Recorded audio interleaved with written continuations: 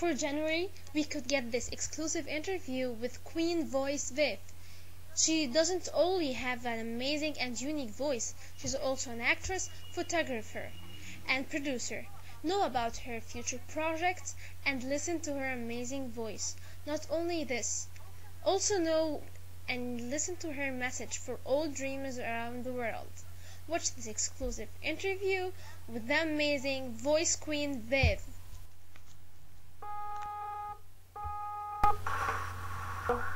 Hi, Mrs. Vivienne. Hi. How are you? I'm good, thank you.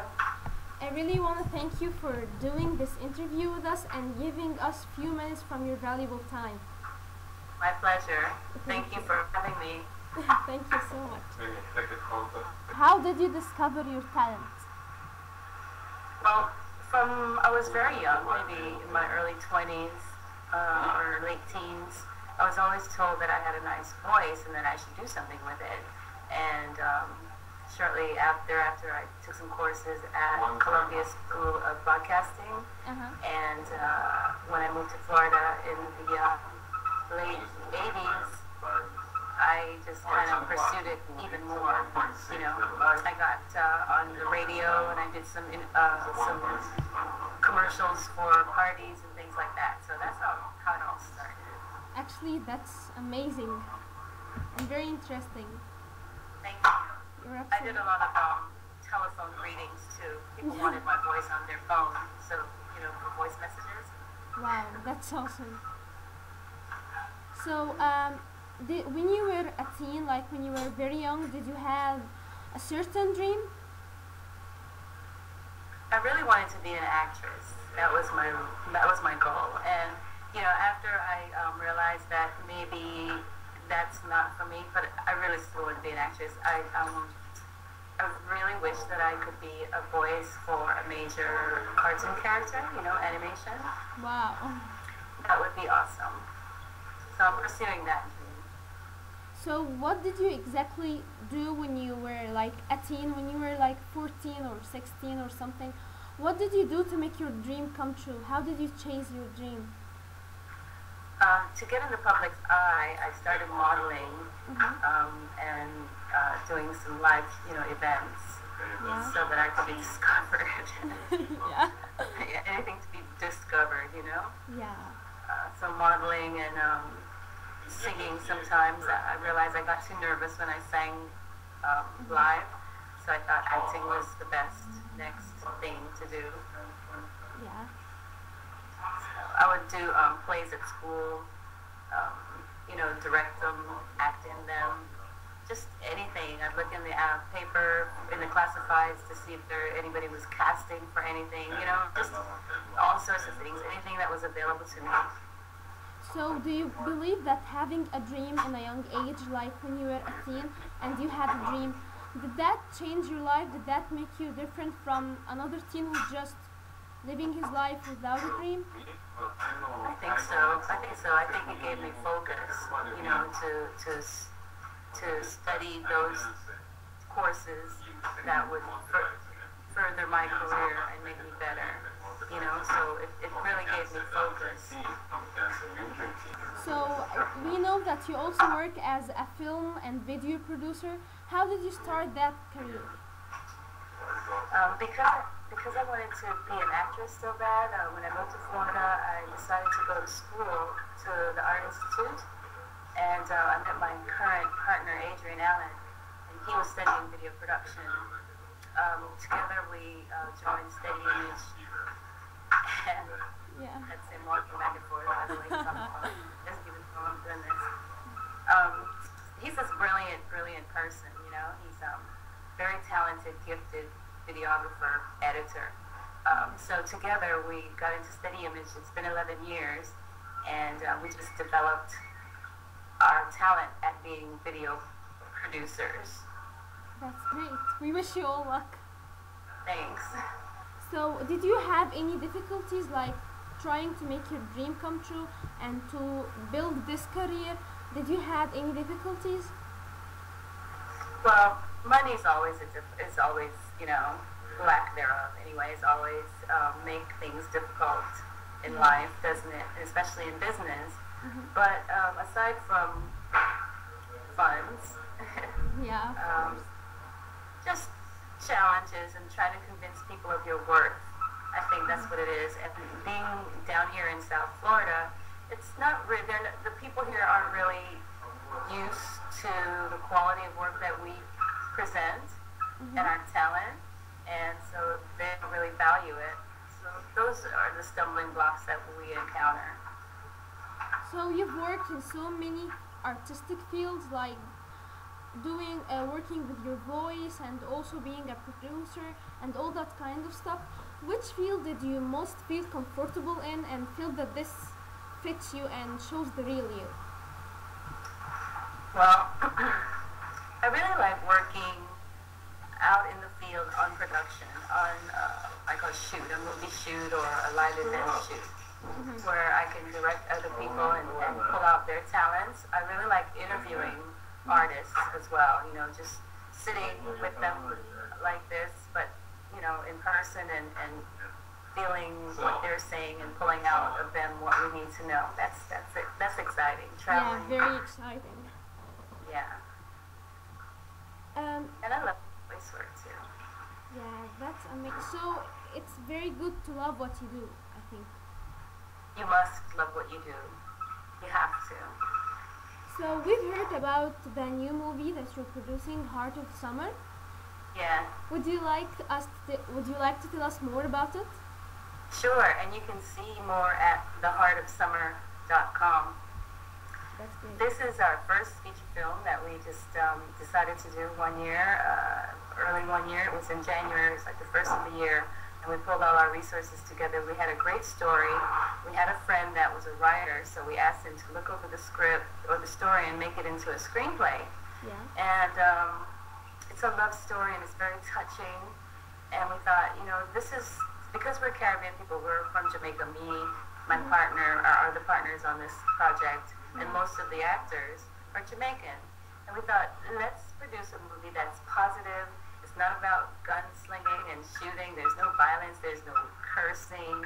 There's no sex. There's nothing, you know, that you would feel uncomfortable taking your grandmother to go see. Yeah. So we wanted, first of all, to It's have a that clean impact. movie. It's like a clean, pure movie. It is, and it's a love story, and it's a tearjerker. You leave the theater, you know, crying, men and women, because it's about a man with a daughter who's very protective of his daughter, and he's a very spiritual man, you know, and he only wants the best for her, and he knows that she has a condition that her mother had, so he doesn't want anyone to hurt her, but she falls in love, and, you know, love, you can't stop it. Yeah. So, without giving the story away, you know, it's really touching. I've got goosebumps just telling you. And the actor that's in it, Paul Campbell, he's a well-known Jamaican actor. He's always playing the role of a gangster. Somebody's cutting somebody up, writing the number in blood, you know, on the wall. But this one, in this role, he has you crying, and he's actually, you know, shedding tears, and he's a serious actor, and all the good training that he's had in London comes out. You know, so it was really great to work with him and for him to work on this project with us. So when will the movie be released? Will it be soon in theaters? I hope so. I really hope so. I'm hoping that it's picked up by a network, you know, something like HBO, or so that a lot of people can see it. A theater run would be good. We're planning to have a short theater run in Jamaica and in the Caribbean, hopefully in January. So. Like with the new year. Actually, we can't wait to see this movie. I'm very excited about it. Me too, me too, me too. I want you to see it. Yeah, I will do my best to see it. So, did you have any difficulties with the movie, or everything was fine and safe? Were there any challenges? Not really. The only difficulty we had again was, you know, we ran out of funds because we were funding it all ourselves and pulling from family members and friends who could, you know, give up a couple of thousand here and there.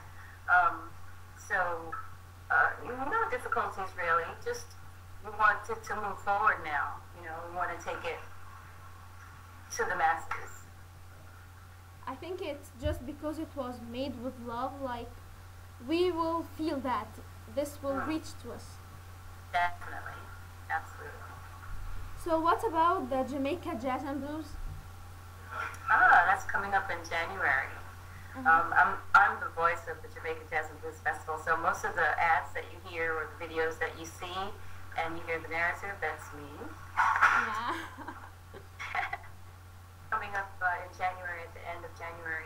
This year was really fun. We had Celine Dion, her first time in Jamaica, her first time in the Caribbean. I actually got to ask her question. It was great being in the same room with her. That's a great festival. It's going on 17 years now. Yeah. And they always have great entertainers, internationally known, Michael Bolton, Lionel Richie. I mean, anyone you can think of has been on that show. Did meeting celebrities add anything to you? Like being with Celine Dion or something, did that add something to your career or your talent? Well, it's great to have the pictures in my portfolio, you know, to say, I've met all these great people. I've had a chance to ask them all sorts of questions about their career, about their personal lives, you know. It's been a great ride. So it's made me, you know, confident in what I can do. Yeah. I just live a life with no fear, you know. What's to stop you? Yeah, that will be amazing. That's amazing. So what are your future plans? Do you have any future plans or projects? Wow, well, one project that we're working on right now is some natural supplements from a tree called Moringa, Moringa. We actually launched a website called moringaville.com, and we're trying to keep people healthy because this is a natural tree that every part of it is so good for you. We found a way to capsule it and make it available to our friends and family and loved ones and the public, you know. Yeah. So that's something that we're pushing right now. Aside from our video production work, we also care about, you know, our lives, our health, and other people's health. So. As a dreamer, you were a dreamer when you were a teen, and then your dreams started becoming true. What would you like to say to all the teens? I want you guys to just stay focused on your dream. Just everything you do, make it, you know, include that dream in it. If you want to be a nurse, make sure you're surrounding yourselves with those types of people who can guide you in that direction. It's all about staying focused. It's hard as a teen because you have all this outside influence, you've got peer pressure, you've got all sorts of things coming at you, but you have to, it's a literal fight, you know? You have to fight the urges to do other things and to be tempted to do other things and to stay off track, but keep the vision and keep the focus and keep the path straight, you know? That's my best advice. Well, learning. Never stop learning. Keep teaching yourself and just trying to learn about your craft and making yourself better. Well, actually, I would like to thank you for your time and for this amazing interview. You really give good advices. Thank you so much. I'm glad that you reached out to me, and God bless.